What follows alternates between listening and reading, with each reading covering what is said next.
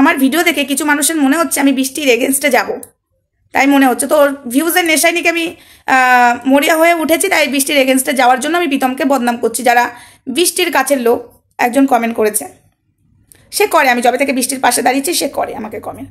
তোমাদের কোথাও মনে হচ্ছে এটা কি দেখতে কে মনে হচ্ছে আমি প্রীতমকে কেন এই কথাগুলো বললাম?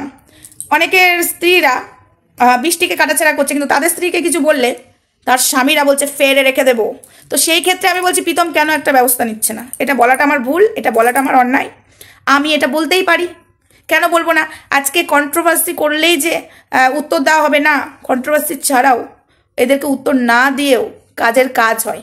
হাই ফ্রেন্ডস, সোমা ওয়ার্ল্ডে তোমাদেরকে অনেক অনেক স্বাগত আর অনেক অনেক ভালোবাসা। চলে এসেছে আবারও একটা ভিডিও নিয়ে।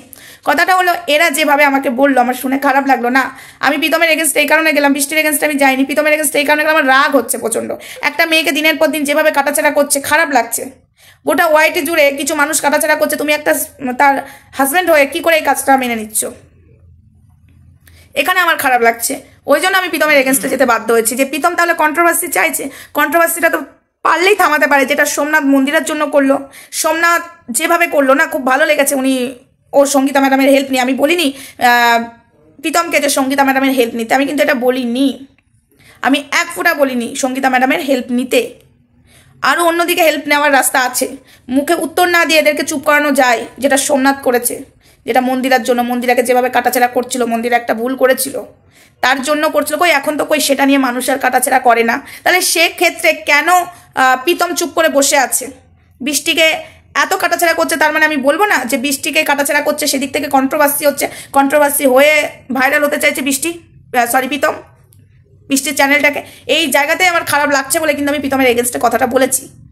কতদিন ধরে চুপ করে আছো? আমি বলছি না ভিডিওতে উত্তর দাও ক্যামেরা খুলে, কিন্তু একটা তো ব্যবস্থা তুমি নিতে পারো, কেন নিচ্ছ না? যখন তুমি তাকে রেজিস্ট্রি করেছো, তুমি নিজে বলেছো আমি রেজিস্ট্রি করেছি, সেখানে তোমার অনেক কাছের মানুষ ছিল, এখন তারা নেই। তাহলে রেজিস্ট্রি যখন করেছো, রেজিস্ট্রি পেপার যদি তোমার কাছে থেকে থাকে, তুমি যদি বৃষ্টির লিগাল স্বামী হয়ে থাকো এখন, তাহলে বৃষ্টিকে কাটাছেড়া করছে, তুমি কেন চুপ করে আছো? এই ক্ষেত্রে আমি প্রীতমকে বলেছিলাম, বিশ্বাস করো আমি বৃষ্টির এগেনস্টে যেতে চাইও না। আমি আবারও বলছি, এখনও বলছি, বৃষ্টির ভুল দেখলে অবশ্যই ভুলটা তুলে ধরবো, কিন্তু আমি বৃষ্টির এগেনস্টে যে এদের মতো কাটাছেড়া করবো না। দাঁত খিচড়ে কিরা বৃষ্টি প্রমাণ দেব, একটা আছে আমাদের ওয়াইটিতে দাঁত খিচেনি বুড়ি, বুঝেছো? দাঁত খিচানি বুড়ি, ফু দিলেই বুড়ি ফু হয়ে যাবে, বুঝেছো? দাঁত খিচানি বুড়ি আছে ওয়াইটিতে, আমাদের দাঁত খিচানি বুড়ি আছে। তো সেই বুড়ির কি রে প্রমাণ দিব এরা বলছে। তাহলে সেই ক্ষেত্রে কেন প্রীতম চুপ করে বসে আছে? আমি কি বলেছি কোথাও ভুল? বন্ধুরা, আমার যদি ভিউজের নেশা হতো না, বৃষ্টির এগেনস্টে আমি প্রথম দিনই যেতে পারতাম। আমি একটা মেয়ের পাশে কেন দাঁড়িয়েছি? হ্যাঁ, ও পরকীয়া করেছে, কেন করেছে? আচ্ছা চলো, যখন করে নিয়েছে কিছু তো করার নেই। একটা মানুষ যখন মরে গেছে, আমি একটা মানুষকে বলছি, সে মরে গেছে, তাহলে আমি সেটা ভাববো না, আমি আগেরটা ভাববো।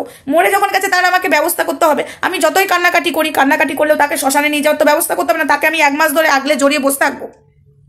তাহলে সেই ক্ষেত্রে যখন বৃষ্টি করে ফেলেছে প্রীতমকে, তাহলে সেখানে যখন রয়েছে এক জায়গায় দুজনা, কেন প্রীতম এই দিকটা দেখবে না? যেভাবে কাটাছেড়া হচ্ছে, তাহলে তুমি স্টপ করো, যা করেছো করেছো, পরকিয়া করো, যাই করো, তোমার সাথে রেজিস্ট্রি হয়েছে রীতিমতো, প্রীতম তুমি নিজে বলেছো, ওই ভিডিওর আমার কাছে ক্লিপটা আছে। তাহলে তুমি সেই জায়গা থেকে কেন তুমি বৃষ্টিকে এত কথা শুনতে দিচ্ছ? আমি কিন্তু বুঝতে পারছি না কিছু, কিন্তু আমি কটা দিন দেখবো। আমি প্রীতমের চুপ থাকাটা কিন্তু আমি ক্যামেরার সামনে মুখ খুলতে বলিনি, আমি পেছনে বলেছি কাজটা করতে, কিন্তু প্রীতম সেটা করছে না। প্রীতম, যদি তুমি চুপ থাকো না, তোমার দোষটা কিন্তু সবার সামনে আসবেই। তুমি ভেবো না যে তুমি চুপ থেকে বৃষ্টিকে কন্ট্রোভার্সির মুখে ছেড়ে দিয়ে তুমি মজা নেবে ভিউজের নেশায়, না, এত তুমি মানে নিতে পারো না, তোমরা অসুস্থ বলছো। তাহলে এত লোকে এত কথা বলছে, কেন স্টেপ নিচ্ছ না? আমি ন্যায্য কথা বলতে কিন্তু প্রীতম ভয় পাই না, জানো তো।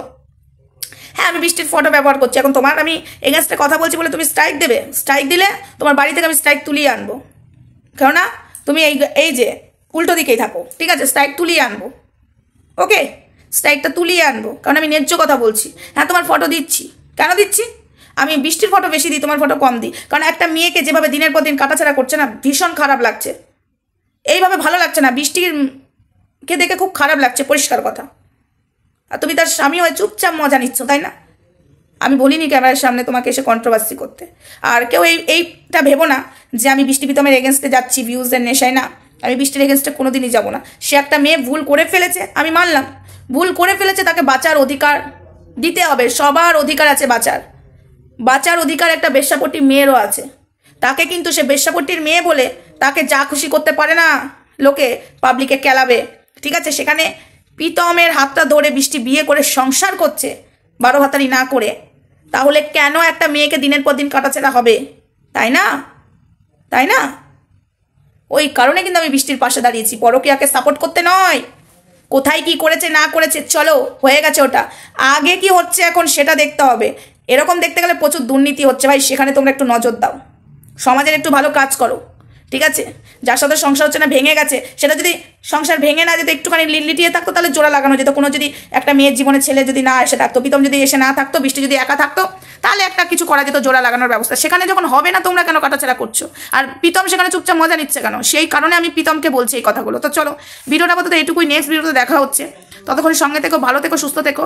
আমি চাইলেই অনেক কিছু বলতে পারি, এবার সময় আসবে বলবো সময় এলে প্রীতম সব কিছু বলবো, কিন্তু এখন হলো বৃষ্টিকে যেভাবে কাটাছেড়া করছে সেটাকে বন্ধ করতে হবে তোমাকে, না হলে তুমি বৃষ্টির হাজব্যান্ড হিসাবে বিগ জিরো, কিচ্ছু না।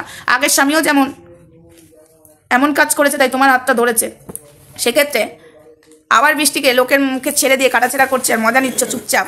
ক্যামেরাটা খুলে উত্তর দিতে বলিনি প্রীতম, ক্যামেরাটার পেছনেও কিন্তু কাজ হয়, যেটা মন্দিরার ক্ষেত্রে সোমনাথ করেছিল তার সামনে।